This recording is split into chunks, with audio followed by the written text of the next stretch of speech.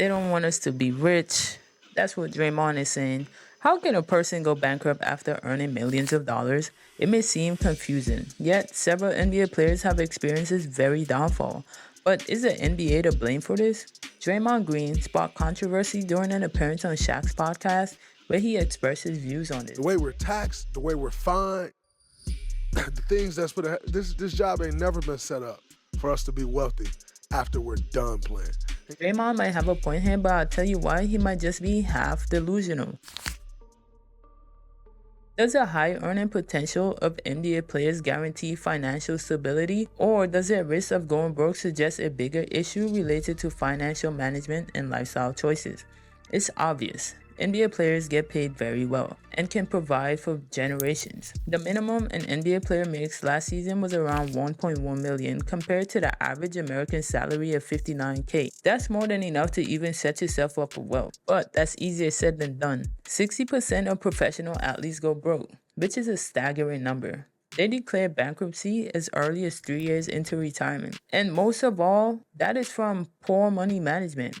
Rappers, what they did is what I wanted to do. When you see them with the big jewelry, the chains, and the nice cars, you see the videos, I'm looking at all this stuff, that's like, man, when I get it, I'm doing that. You know, get your big iced out Jesus piece, Johnny Dang his way. You know, I will. Yeah, spend your money, Hammer. Like they say, more money, more problems. Lack of financial knowledge. Some players get rich young and wasn't prepared for the fortune versus someone who was building a career for years. And we 17, 18-year-old kids, these are our first experiences. It's going to take us, I don't care what you go to school for, it's going to take you 5-6 years of that experience to even realize what's happening to you. It leads to poor money management, bad investments. Athletes should have money management training, which the NBA now provides. Like this program, this program, that is to cover everybody. The root of this issue often stems from a culture of flexing. I had a week. I bought a Ferrari and a Lamborghini in the same week, and I rationalized it with my financial advisor, and he was like, I can't legally tell you what to do with your money, but I don't think that's a good decision. Right. And I said, it's cool, I'll make a bunch of this shit.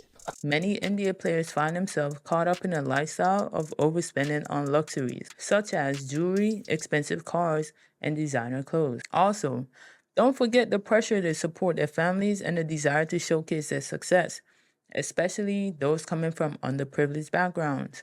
It's easy to see how their fortunes can quickly decline because there's a saying goes, once you make it, y'all make it. Is this what having money feels like? Huh? Everybody asking me for something. The thing is, once you fail, you're suddenly by yourself. OG, my teammate, my bro, everybody that when I was getting it, we partying, when I called, they went left. They disappeared. Part of my financial literacy came from Watching Twan that. telling me at the bowling alley, like, what it is. Another issue is short careers.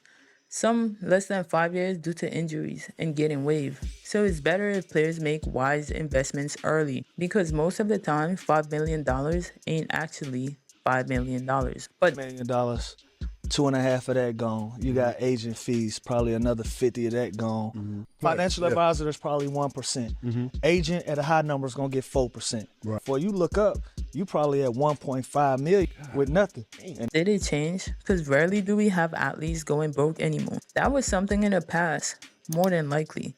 Let's look at the contracts from then and now. Vince Carter and Chauncey Billups, when you're signed max contracts, 4 years, 64. Jaylen Brown just signed a max contract, 5 years, $304 million. Jeez. There's a difference. So many ways to make money now.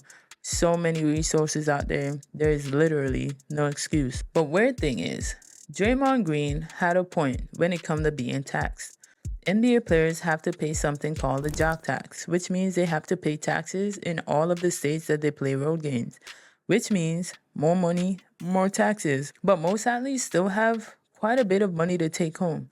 Even after taxes, they should still be able to have a large amount of money to generate wealth. When he spoke about fines, that's where Draymond Green lost me. Something wrong, I lose $100,000. Man, it took my mom 4 years when I was growing up to make $100,000. He comes off as out of touch. Draymond, we know it's your fault. The league minimum salary is $1.1 million.